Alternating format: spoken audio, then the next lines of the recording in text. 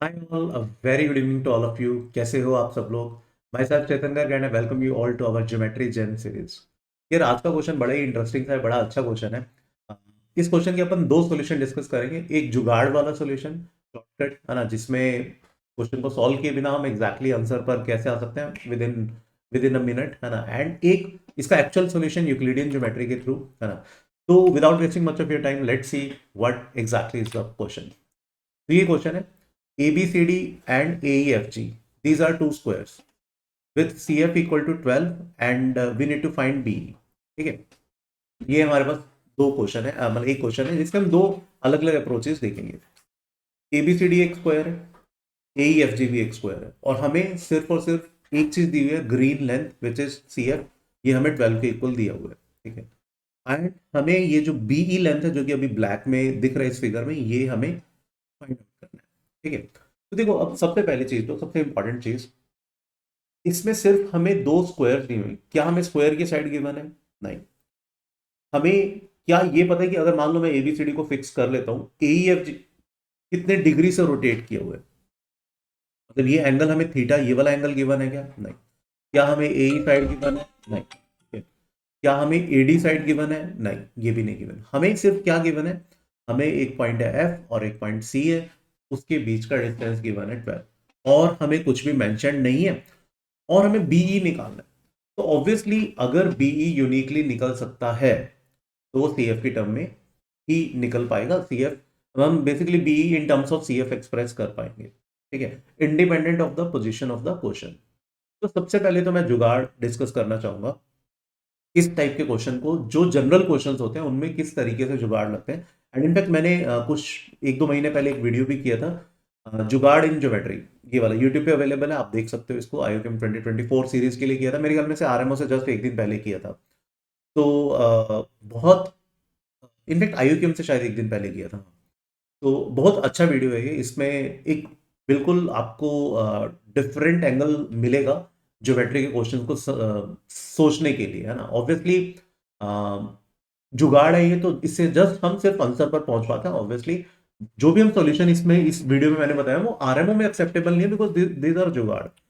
तो कुछ पहले हम इसमें इस क्वेश्चन में यही कुछ जुगाड़ लगाने की कोशिश करते हैं। जैसा मैंने अभी कहा, क्या AD साइड, ABCD वाले स्क्वायर की साइड गिवन है? AEFG वाले की गिवन है? नहीं। हमें सिर्फ क्या गिवन है? CF। तो अगर मैं एक काम करूं, मैंने CF प्लॉट कर लिया। Let's say this is my CF, जो कि 12 यूनिट के इक्वल है।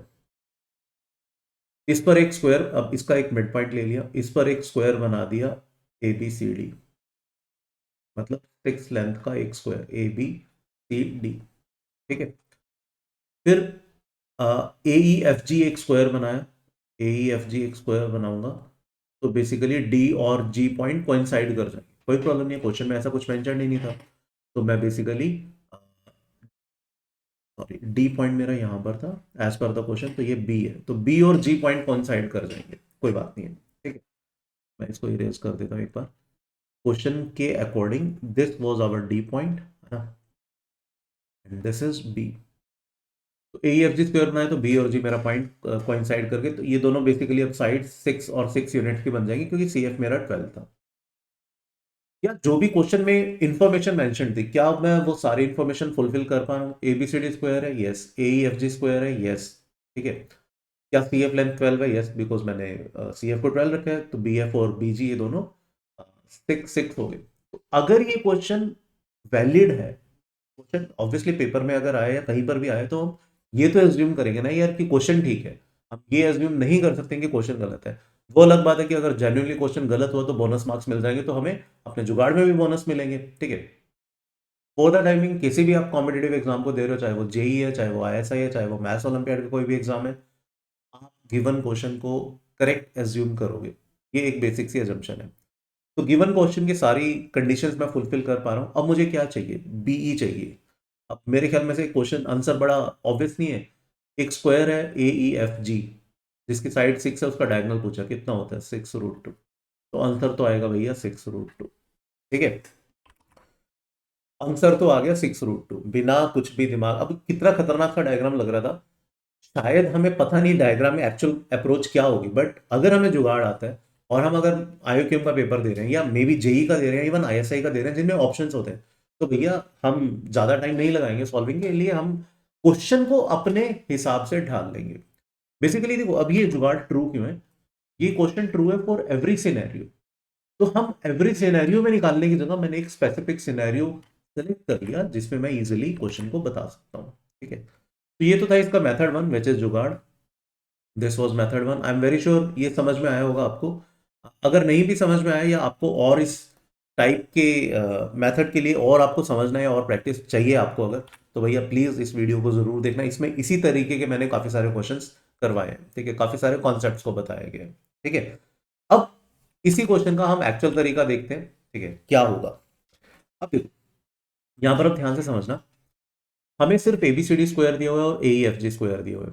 ठीक है, CF लेंथ अपने को दी हुई है 12 और हमें BE लेंथ निकालना है। आंसर तो चलो अब हमें पता है कि 6√2 होगा, बट निकालेंगे कैसे वो देखते हैं। हमें अब अगर मैं बात करूं, लेट से ये वाली AE साइड है X, AD साइड है Y।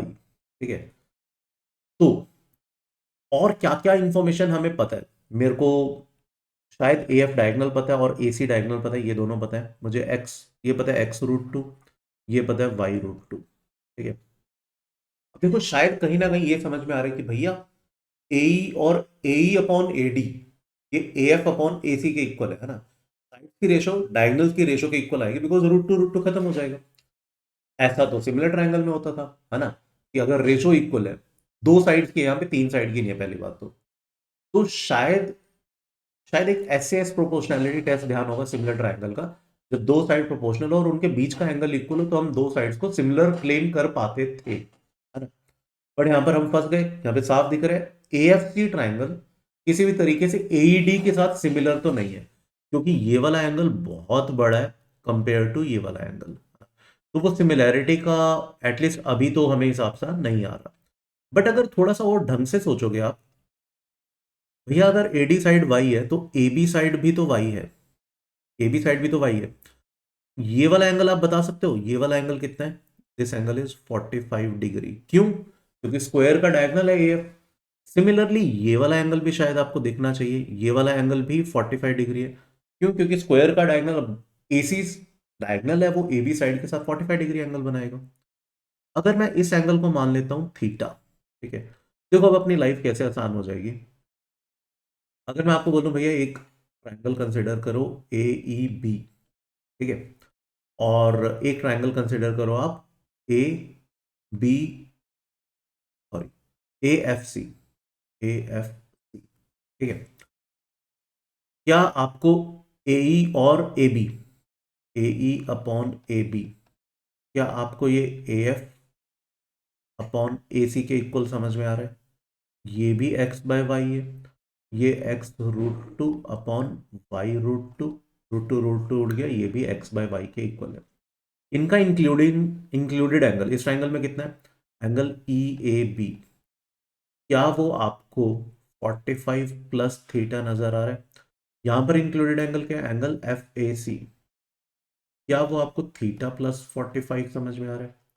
तो क्या मैं SAS से, side angle side proportionality test से, मैं डेफिनेटली ये बोल सकता हूँ कि भैया ये दोनों ट्रायंगल सिमिलर है, बोला जा सकता है। ये समझ में आना चाहिए। तो यहां से इस कहानी से अपने को ये समझ में आ गया कि भैया EAB triangle is similar with which one, FAC, ये दोनों सिमिलर है। सिमिलर है तो क्या हुआ, सिमिलर है तो सारी साइड सेम रेशो में होंगी। सारी साइड सेम रेशो में होने का मतलब क्या है, तो आई कैन क्लेम कि EA upon FA, EA upon FA that is equal to EB upon FC, और you can say BE upon CF। ठीक है, EA हमें पता है EA कितना है, EA इज X, FA पता है FA इज X/√2। तो क्या मैं बोल सकता हूँ BE is CF is 12 into XX उड़ गया 1/√2, 12/√2 इज नथिंग बट 6√2। तो BE हमारा क्या आ गया, BE हमारा 6√2 आ गया। मेरे ख्याल में से ये कहानी समझ में आनी चाहिए। ठीक है, अब देखो यार सिंपल सी बात है, ये क्वेश्चन अच्छा था, इसमें जितना भी ये आसान दिख रहा है ना सिमिलर ट्रायंगल वाला सॉल्यूशन, उतना आसान ये है नहीं। अब देखो इस क्वेश्चन में क्या था, इसमें ये दिखना चाहिए, इसमें सबसे इंपॉर्टेंट था ये कंस्ट्रक्शन करना। अब देखो अगर ये फिगर था, अगर तो आपको डायगोनल कंस्ट्रक्ट करके दिया होता तो शायद फिर भी थोड़ा सा आसान था क्वेश्चन में सोचना या क्वेश्चन में दिखना। बट अगर सिर्फ इतना सही क्वेश्चन है तो दिखता नहीं है यार ये। एंड इनफैक्ट ज्योमेट्री के क्वेश्चंस में है ना, आरएमओ और आईयूक्यूएम या किसी भी मैथ्स ओलंपियाड में ज्योमेट्री के क्वेश्चंस में ये बहुत इंपॉर्टेंट हो जाता है कि आप फिगर में क्या क्या चीजें देख पा रहे हो, आपको दिखना जरूरी है। उसके लिए बेसिक कॉन्सेप्ट्स आपको आने बहुत जरूरी है। तो बेसिक्स मतलब 10th तक के जितने भी ज्योमेट्री है उसको अच्छे से खत्म कर दो, फिर ये ज्योमेट्री जेन सीरीज के क्वेश्चंस अगर आप करोगे ना, आपको अलग लेवल का मजा आ जाएगा। अगर इसी लेवल का मजा आप रेगुलर बैचेज में लेना चाहते हो तो भाई लेवल 8 हम स्टार्ट कर रहे हैं 17 दिसंबर से, ठीक है। काफी प्रीमियम बैच है, हमारे ऑलमोस्ट सभी टॉपर्स वीओएस के इस बैच से होते हैं, लेवल 8 और लेवल 9 से, ठीक है। ये बैच ट्यूसडे एंड थर्सडे 2 दिन रहता है, 9 to 10:30। ये अभी दिसंबर में स्टार्ट होकर आपके नेक्स्ट जनवरी तक जाएगा, तो लगभग 1 साल का बैच होता है। इसमें आईयूकेएम, आरएमओ एंड आईएनएमओ सबकी प्रिपरेशन कवर्ड रहती है।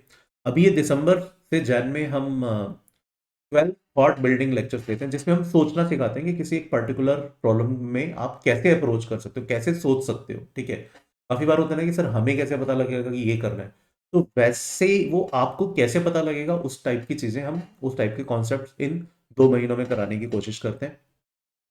फिर अप्रैल टू जून आपका आरएमओ पॉइंट ऑफ व्यू से सिलेबस रहता है, सारी चीजें सब्जेक्टिव इन नेचर होती हैं, प्रिपरेशन भी, असाइनमेंट्स भी एंड टेस्ट भी।